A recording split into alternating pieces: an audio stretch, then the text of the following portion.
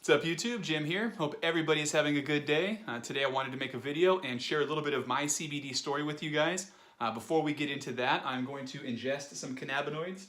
You guys might have seen in one of my previous videos that the way I prefer to take CBD is to mix my CBD, CBG, and THC all together in one big dab and then smoke that all together in my rig. It's the fastest way for me to feel the effects of all three of the cannabinoids, or all of the cannabinoids in the combination that I put together.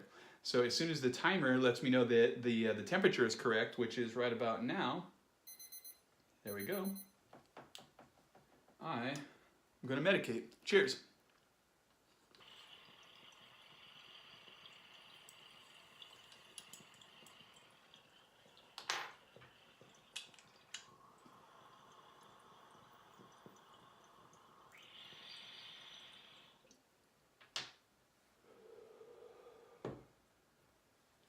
The flavor of the CBD and the CBG is so unique. It's like a malted cherry flavor. It's really, really smooth. Hold on, I gotta clean this out real quick. There's a puddle of leftover dab in here that I have to swab out, otherwise it'll stain the quartz. Okay, now that I'm nice and relaxed, let's chat a little bit about my CBD history. In 2000, I'd say late 2007, early 2008, I started one of the first medical marijuana delivery services here in Orange County, California. And I was kind of busy in the beginning. Then I teamed up with the founder of Weed Maps, and we started pumping a lot of traffic to my page. And I got really, really busy, and it became very important to me, or apparent, that I needed to stock my inventory. I needed to increase the size of my menu very quickly. And I had some connections. I've been doing this for a long time. I've been in the industry for a long time, but I didn't know nearly enough people to keep a delivery service menu stocked. So what I would do is I would go out to Los Angeles, and I'd go to LA, I'd go downtown, I'd go to the Valley, I'd go to Malibu, I'd go to all the different dispensaries out there and check all of their different products, both THC and CBD. And when I found something that I liked, that had a good name or a good brand or a good reputation, or if it was something that I knew I could get regularly or semi-regularly, and I thought I could sell well in Orange County, I would buy it in bulk, put a little bit of a markup on it, and sell it through my delivery service in Orange County. And that worked really well for a while. Occasionally, I would come up on a CBD edible here and there, or vapes weren't even out yet. Concentrates were just barely, there was some water hash here and there, bubble hash, but dabbing wasn't even a thing yet, really.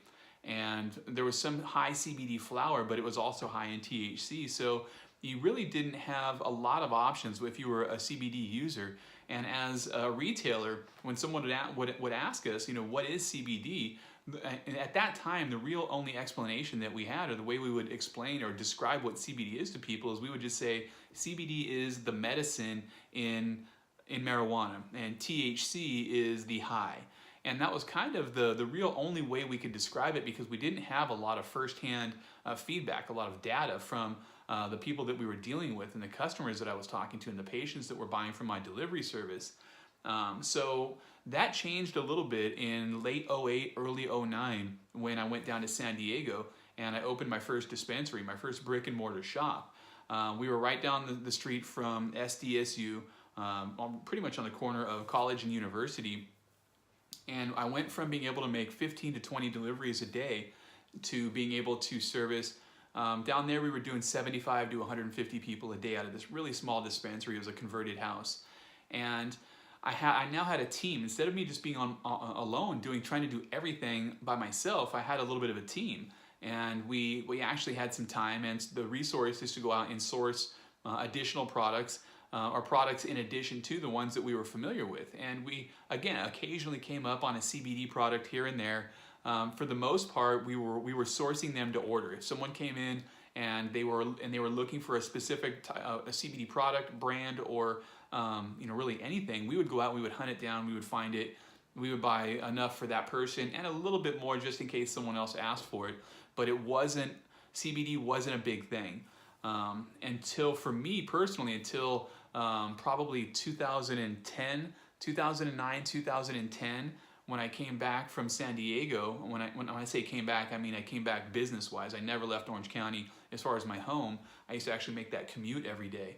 And I opened up a dispensary, a marijuana dispensary in Santa Ana, right here in Orange County, and it became very popular. And we were doing anywhere, 50, 100 people a day in the beginning, and that grew. At the time that we closed, at the end, we were doing 300-400 people a day, every single day, 365 days a year. So at that kind of business, at that kind of traffic, you get a ton of feedback. You get a ton of people requesting certain products. And most importantly, we got a ton of people walking in, vendors walking in, asking us if we would sell their product. So that's when we started to see your Chiba Chew, your Bang Bar, your Kiva, all of these brands that everybody's very familiar with now. They were just starting up back in the day, and their reps used to pretty much beg us to carry their product. And they had CBD products on a regular basis, and they would educate us, and we would kind of educate them. We were all kind of learning as we went. And it became much more popular for us at that point because we were having people understood that the shop wasn't going anywhere, so they could reliably buy their CBD at my shop, and what eventually became my shop. So we had a bunch of them here in Orange County. And so once people started coming back, we got to know them pretty well. They started sharing their stories with us firsthand. And that's when we really realized, okay, CBD is, not that we didn't know it before, but then we realized, okay, this is a real thing, and it became part of our sales pitch. When people would come in, we would educate them not only on the THC products that we have, but now we have an entire section dedicated to CBD. Sometimes we'd have 3 or 4 products in there. Sometimes we might have 5 or 6, maybe 7 if we were really lucky and had a good group. And I can remember for one lady would come in, her name was Donna, and Donna had a small grow in her house, and it was a strain Super Silver Haze, and she would come in and sell us the flower. It was so good. She grew it so well, but she would only come in with 2 pounds at a time, which is a very small amount. We could easily on a busy day go through 3-4 pounds just of one strain, and we had 25 or 30 strains on the shelf. So that she would just come through. It was like a connoisseur, just a little bit like a craft flower almost. And she came in the first time, we bought it all, sold it all. I called her, I said, do you have any more? She said, no, it's gonna be like 60 days. So we waited till that next harvest, and when she came in the second time, she came through with, not only did she have her flowers, but she had test results. Back in the day, the labs here in California, like the original labs, like Steep Hill and SC Labs, they were just starting out. So for someone to have test results, well, you could walk into a lab as an individual, and you didn't have to have a business license or a company. You could just send them your product and they would test it. And B, just to have that piece of paper that gave you the results, and you could see, not just tell me what was in your flower or how strong your flowers are, you could show me in writing from a lab. That carried a lot of weight. So when she came in and she had that lab result, excuse me, and I noticed on her little graph there was a bit of a spike for CBD. I mentioned to her, hey, there's a little bit of CBD in your flower. You might want to consider making oil out of it. And that's something she had never considered before. So she asked me if she were to make some oil, if she were to take a portion of her garden and convert it to oil once it was harvested, would I buy that oil? I said, most definitely will.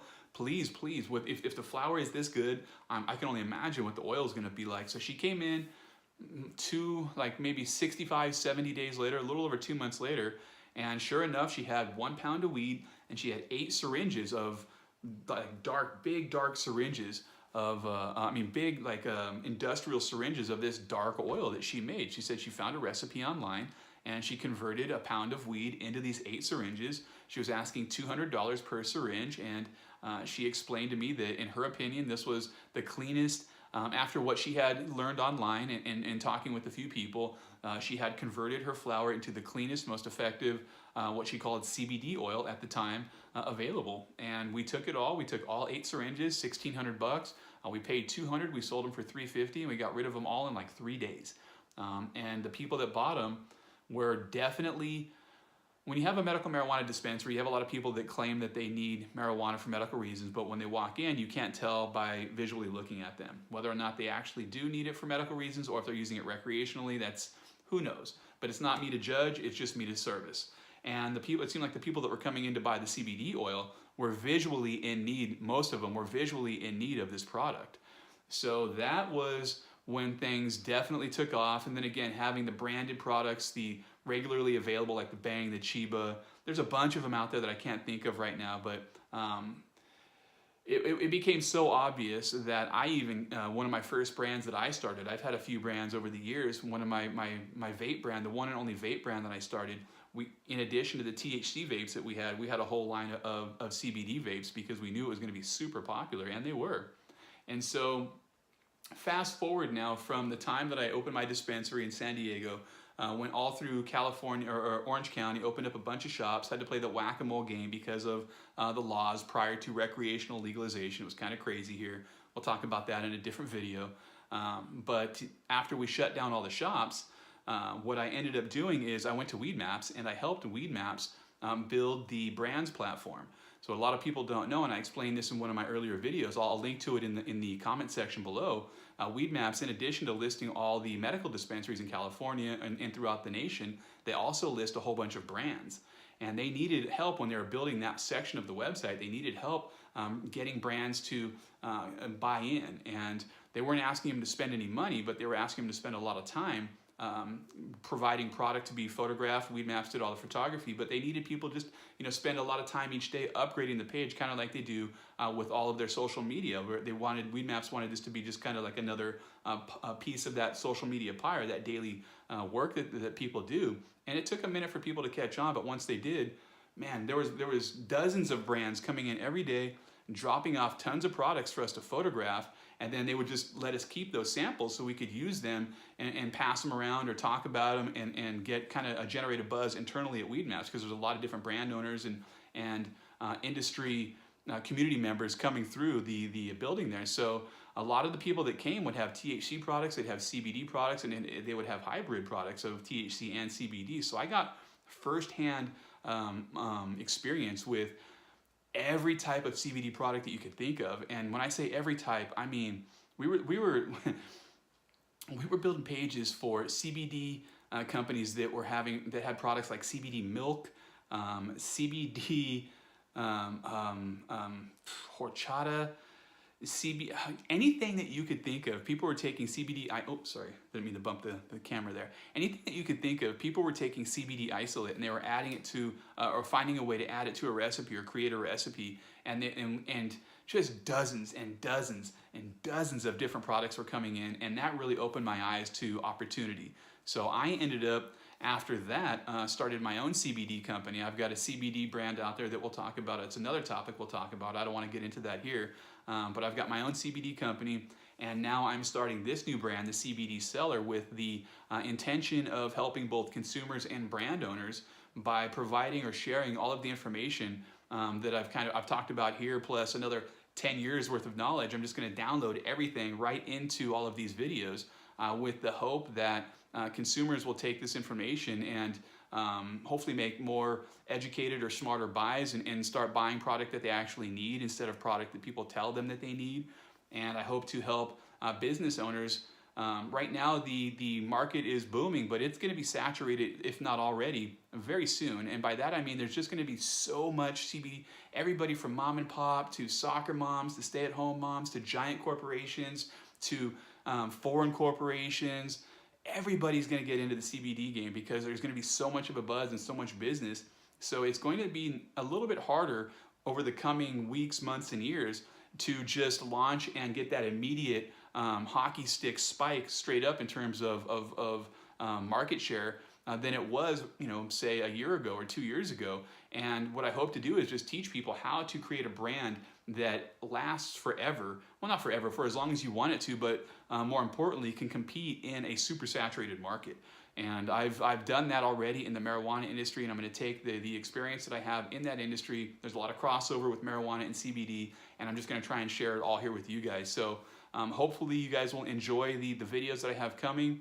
If you guys have any questions, any comments, any complaints about anything I've mentioned here, or anything at all in the industry, use the comment section below, and I will see you guys in the next video. Peace.